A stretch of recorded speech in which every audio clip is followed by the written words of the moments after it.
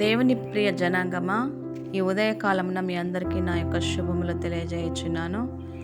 ఇది నా పాఠ్యభాగము ఎస్తేరు గ్రంథము 2వ అధ్యాయము.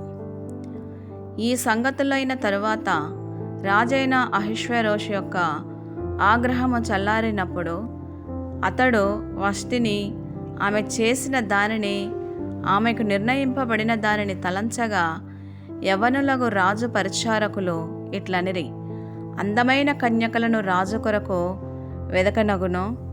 అందు నిమిత్తము సౌందర్యవంతులైన కన్యకలందరినీ సమకూర్చి షూషాను కోట అంతఃపురమునకు చేర్చి, స్త్రీలకు కాపరియగు రాజు యొక్క నపంసకుడగు హేగే వశమునకు అప్పగించినట్లు రాజు తన రాజ్యం యొక్క సంస్థానములన్నిటిలో పరిచారకులను నియమించునుగాక. శుద్ధి కొరకు సుగంధ ద్రవ్యములను వారికిచ్చిన తరువాత రాజు ఆ కన్యకలలో దేనియందు ఇష్టపడునో ఆమె వష్టికి బదులుగా రాణి అగును. ఈ మాట రాజునకు అనుకూలమాయను గనుక అతడు అలాగూ జరిగించెను. షూషాను కోటలో బెన్యామీనీయుడగు కీషునకు పుట్టిన షిమీ కుమారుడగు యాయీరు వంశస్థుడైన మొర్దెకై అను ఒక యూదుడుండెను. బబులోను రాజైన నెబుకద్నెజరు యూదా రాజైన యెకొన్యాను పట్టుకొని పోయినప్పుడు ఇతడు యెకొన్యాతో కూడా యెరూషలేము నుండి చెరపట్టబడిన వారిలో ఒకరు. తన పినతండ్రి కుమార్తె అయిన హదస్సా అను ఎస్తేరు తల్లిదండ్రులు లేనిదై ఉండగా అతడు ఆమెను పెంచుకొనెను. ఆమె అందమైన రూపమును సుందర ముఖమును గలదై ఉండెను.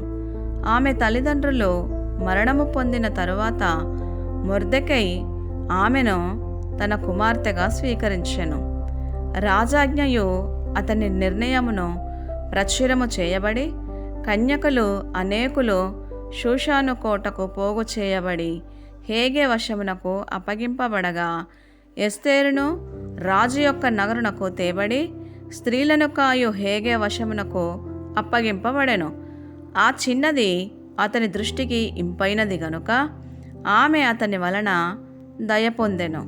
కాబట్టి ఆమె పరిమళ క్రియల కొరకైన వస్తువులను, ఆమెకు కావలసిన భోజన పదార్థములను రాజు ఇంటిలో నుండి ఆమెకు ఇయ్యదగిన 7 ఆడపిల్లలను అతడు ఆమెకు త్వరగా ఏర్పరచి ఆమెను ఆమె చెలికత్తెలను అంతఃపురములలో అతి శ్రేష్టమైన స్థలమందుంచెను. మొర్దెకై నీ జాతిని, నీ వంశమును కనపరచకూడదని ఎస్తేరునకు ఆజ్ఞాపించి ఉండెను గనుక ఆమె తెలుపలేదు. ఎస్తేరు ఎలాగుండెనో అదియు, ఆమెకేమి సంభవించునో అదియు తెలిసి కొనుటకై అంతఃపురం యొక్క ఆవరణము ఎదుట ప్రతి దినము మొర్దెకై తిరుగులాడుచుండెను. 6 మాసములు గోపరస తైలముతోనూ 6 మాసములు సుగంధ వర్గములతోనూ స్త్రీల పరిమళ క్రియల కొరకైన మరి వేరు పదార్థములతోనూ స్త్రీలు పరిమళ క్రియలు ముగించి రాజునొద్దకు పోవువారు 12 మాసములైన తరువాత రాజైన అహష్వేరోషు నొద్దకు వెళ్ళుటకు ఒక్కొక్క చిన్నదానికి వంతు వచ్చినప్పుడు ఒక్కొక్క చిన్నది రాజునొద్దకు ఆ విధముగా పోవుచుండెను.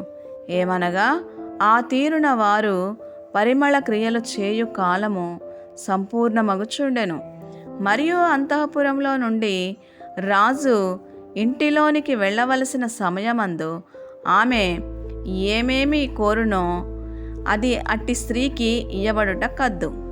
సాయంత్రమందు ఆమె లోపలికి వెళ్ళి మరుదినము ఉపపత్నులను కాయు రాజు యొక్క షండుడైన షయష్గరు అను అతని వశములోనున్న 2వ అంతఃపురమునకు తిరిగి వచ్చును. ఆమె యందు రాజు సంతోషించి ఆమెను పేరు పెట్టి పిలిచితేనే గాని ఆమె రాజు నొద్దకు మరలా వెళ్ళకుండెను.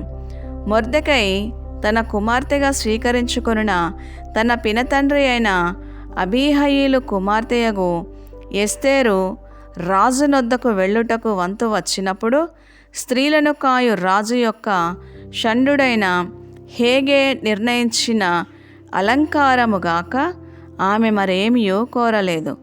ఎస్తేరును చూచిన వారందరికీ ఆమె యందు దయ పుట్టెను. ఈ ప్రకారము ఎస్తేరు రాజైన అహష్వేరోషు ఏలుబడి అందు 7వ సంవత్సరమున టెబెతు అను 10వ నెలలో రాజనగరులోనికి అతని యొద్దకు పోగా, స్త్రీలందరికంటే రాజు ఎస్తేరును ప్రేమించెను. కన్యకలందరికంటే ఆమె అతని వలన దయాదాక్షిణ్యములు పొందెను. అతడు రాజ్య కిరీటమును ఆమె తల మీద ఉంచి ఆమెను వస్తికి బదులుగా రాణిగా నియమించెను. అప్పుడు రాజు తన అధిపతులకందరికీ సేవకులకందరికీ ఎస్తేరు విషయమై ఒక గొప్ప విందు చేయించి సంస్థానములలో సెలవు దినము ప్రకటించి రాజు స్థితికి తగినట్టుగా బహుమతులు ఇప్పించెను. 2వ మారు కన్యకులు కూర్చబడినప్పుడు మొర్దెకై రాజు గుమ్మములో కూర్చుని ఉండెను.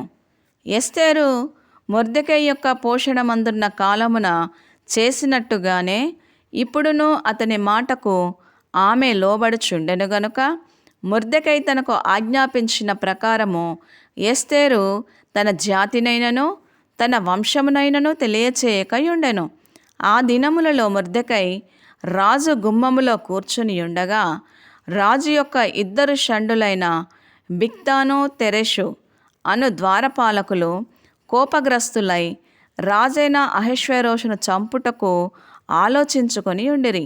ఈ సంగతి మొర్దెకైకి తెలియబడినందున అతడు దానిని రాణి అయిన ఎస్తేరుతో చెప్పెను. ఎస్తేరు మొర్దెకై యొక్క పేరట రాజునకు దాన్ని తెలియచేసెను. ఈ సంగతిని గూర్చి విచారణ కాగా అది నిజమాయెను. అందుచేత వారిద్దరును ఒక చెట్టుకు ఉరితీయింపబడిరి. ఇది రాజు ఎదుటనే రాజ్య సమాచార గ్రంథమందు వ్రాయబడెను. ఇంతటితో వాక్య పాఠనం సరే.